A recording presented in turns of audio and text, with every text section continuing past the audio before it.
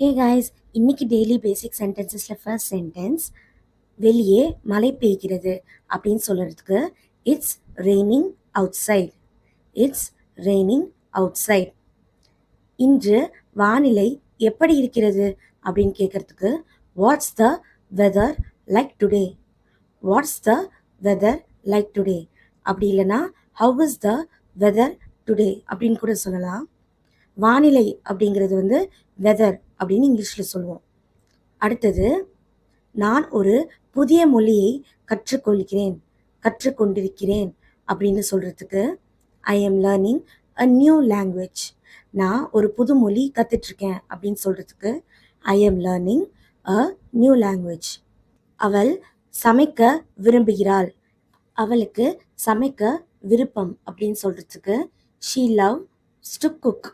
She loves to cook.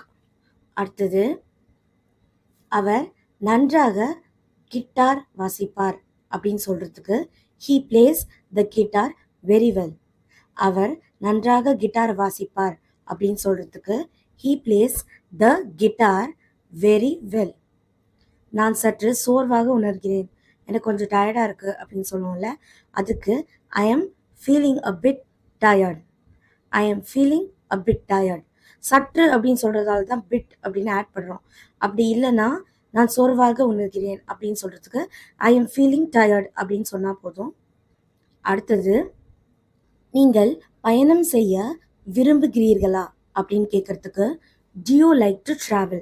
travel அப்படின்னா பயணம் அப்படின்னு அர்த்தம். So do you like to travel. அப்புறம், உங்களுக்கு பிடித்த உணவு எது அப்படின்னு கேட்குறதுக்கு what's your favourite food. What's your favourite food. ரொம்ப பிடிச்சதை பற்றி கேட்கும்போது ஃபேவரட் அப்படின்னு சொல்லுவோம். அடுத்தது, நான் என் வீட்டு பாடத்தை முடிக்க வேண்டும். அதாவது வீட்டு பாடம் அப்படிங்கிறது வந்து ஹோம்ஒர்க். ஓகேவா? So I need to finish my homework. I need to finish my homework. அவர்கள் பூங்காவிற்கு செல்கிறார்கள் அப்படின்னு சொல்கிறதுக்கு they are going to the park. They are going to the park.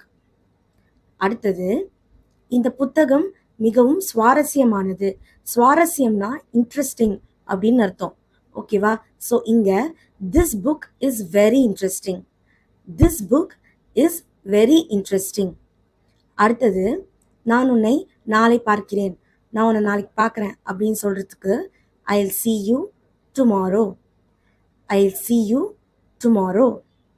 அடுத்தது, காஃபி குடிக்க முடியாத அளவுக்கு சூடாக இருக்குது அப்படின்னு சொல்கிறதுக்கு the coffee is too hot to drink. The coffee is too hot to drink. அடுத்தது, அவள் நீல நிற ஆடை அணிந்திருக்கிறாள். அவள் நீல நிற ஆடை அணிந்திருக்கிறாள் அப்படின்னு சொல்கிறதுக்கு she is wearing a blue dress. She is wearing a blue dress. அடுத்தது, இரவு உணர்விற்கு வெளியே செல்லலாம் அப்படின்னு சொல்கிறதுக்கு let's go out for dinner. Dinner அப்படிங்கிறது இரவு உணவு. ஸோ அதுக்கு வெளியே போய் சாப்பிட்லாம் அப்படின்னு சொல்கிறதுக்கு let's go out for dinner. Let's go out for dinner. அடுத்தது, பூக்கள் அழகாக மலர்கின்றன அப்படின்னு சொல்கிறதுக்கு the flowers are blooming beautifully. மலர்கின்றன அப்படின்னு வருது இல்லையா, அதுக்கு ப்ளூமிங் அப்படின்னு சொல்லுவோம். மலர்கின்றன அப்படின்னா ப்ளூமிங். ஓகேவா? So the flowers are blooming beautifully. அடுத்தது, நான் என் சாவியை தேடுகிறேன் அப்படின்னு சொல்கிறதுக்கு I am looking for my keys. I am looking for my keys அப்படின்னு சொல்லணும். அடுத்தது, தயவு செய்து விளக்குகளை அணைக்கவும். அதாவது விளக்குகளை அணைங்க அப்படின்னு சொல்லுவோம்ல, அதுக்கு please turn off the lights. Please turn off the lights. அடுத்தது, அவள் ஒரு திரைப்படம் பார்க்கிறாள். அவள் ஒரு படம் பார்க்குறா அப்படின்னு சொல்கிறதுக்கு ஷீ இஸ் வாட்சிங் அ மூவி. ஷீ இஸ் வாட்சிங் அ மூவி. அவது, உங்களுக்கு தேநீர் வேண்டுமா? தேநீர்னா டீ. ஓகேவா? Do you want some tea அப்படின்னு கேட்கணும். Do you want some tea அப்படின்னு கேட்கணும். இதே காஃபியாக இருந்தால் do you want some coffee, do you want some coffee, அப்படி இல்லைன்னா டு யூ வாண்ட் காஃபி அப்படின்னு கூட கேட்கலாம், சம்ம விட்டுட்டு. ஓகேவா? அடுத்தது, குழந்தைகள் வெளியே விளையாடுகிறார்கள் அப்படின்னு சொல்றதுக்கு the children are playing outside, the children are playing outside. அடுத்தது, அவள் ஒரு பத்திரிகை படிக்கிறாள் அப்படின்னு சொல்றதுக்கு she is reading a newspaper, she is reading a newspaper.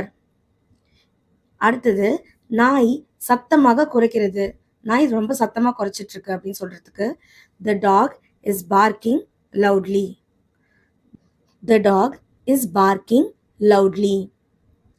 அடுத்தது, அவர் வேலைக்கு வண்டி ஓட்டிட்டு போறாரு அப்படின்னு சொல்றதுக்கு he is driving to work, he is driving to work. So இந்த வீடியோவில் நீங்கள் ஏதாவது புதுசாக கற்றுக்கிட்டீங்கன்னா மறக்காமல் சப்ஸ்கிரைப் பண்ணுங்கள், லைக் பண்ணுங்கள், ஷேர் பண்ணுங்கள்.